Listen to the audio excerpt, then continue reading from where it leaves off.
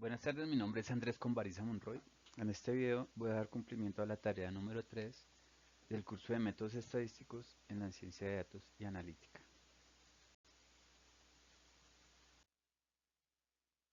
Acá vemos los objetivos que se plantean para esta actividad. Como objetivo general es aplicar modelos de aprendizaje estadístico no supervisado para examinar datos históricos de una empresa de transporte utilizando técnicas de reducción de dimensionalidad, eliminación de correlaciones y segmentación de datos para ajustar las tarifas según las condiciones del mercado.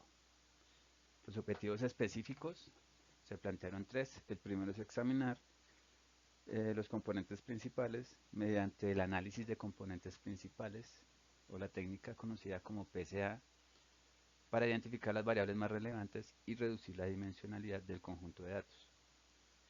El objetivo específico 2 es construir un algoritmo de K-means o K-medias utilizando 4 segmentos para la clasificación de los datos, visualizar los grupos formados e interpretar sus características. El objetivo específico 3 es explicar el método de agrupamiento jerárquico, analizando las diferencias entre los segmentos de viajeros, extraer conclusiones significativas sobre patrones de comportamiento y formación de clústeres. Entonces lo primero que hacemos es el análisis de componentes principales. Esta es una técnica de reducción de dimensionalidad, permite comprimir el conjunto de datos, minimizando la pérdida de información. Esto nos facilita el análisis y la visualización del conjunto de datos y también es útil para el rendimiento de los algoritmos de aprendizaje automático. Esta técnica transforma las variables originales de nuestro conjunto de datos en componentes principales que son ortogonales entre sí, es decir, que no están correlacionados. Esto permite resolver problemas de colinealidad que pueden afectar negativamente los modelos estadísticos y de aprendizaje automático. Acá en la tabla de la izquierda vemos los componentes principales que se generaron del conjunto de datos.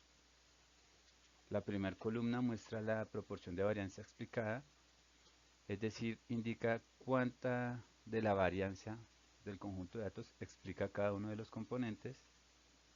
Y la segunda columna muestra la varianza explicada acumulativa.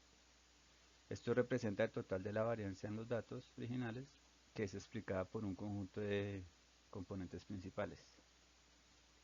En la gráfica, en la parte derecha, la línea naranja nos muestra la varianza explicada acumulativa, es decir, que si queremos explicar o verificar la varianza del 100% del conjunto de datos, en este caso tendríamos que utilizar tareas de componentes, o si quisiéramos explicar un mínimo de 80% de la varianza, necesitaríamos un mínimo de 7 componentes.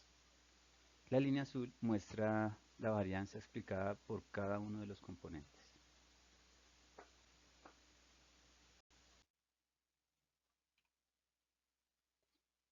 Este es el gráfico de cargas. Este gráfico es útil para entender qué variables están contribuyendo más a cada componente principal. La flecha más larga indica que la variable tiene una contribución alta en el componente principal. En esta gráfica se tomó como ejemplo el componente principal 1, que se encuentra en el eje X, y el componente principal 2, en el eje Y.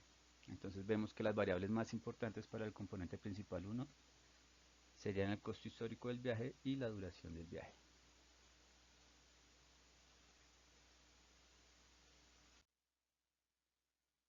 Ahora pasamos al algoritmo de agrupamiento K-means o K-medias. Este algoritmo permite identificar grupos naturales en los datos. Es útil como, por ejemplo, para la segmentación de clientes y para la identificación de patrones en los datos.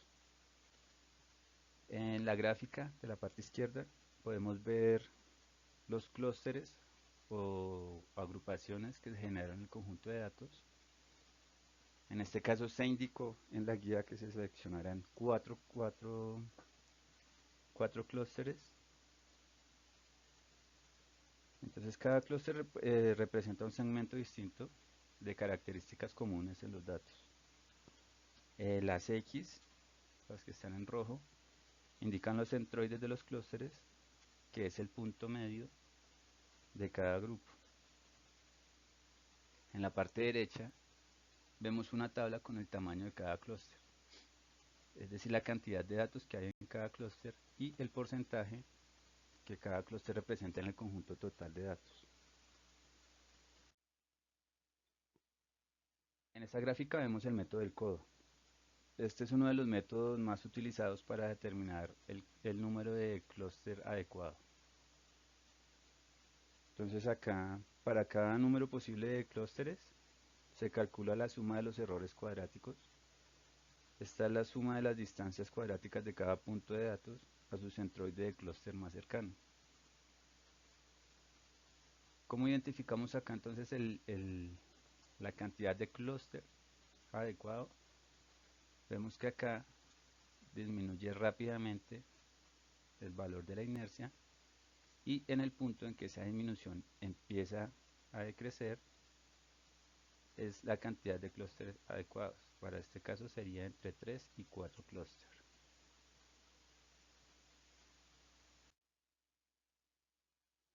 El siguiente es el agrupamiento jerárquico. Esta técnica de análisis de datos agrupa objetos en clústeres y se basa en una jerarquía preestablecida. Este tiene una diferencia con el algoritmo de K-means porque no requiere especificar de antemano el número de clúster.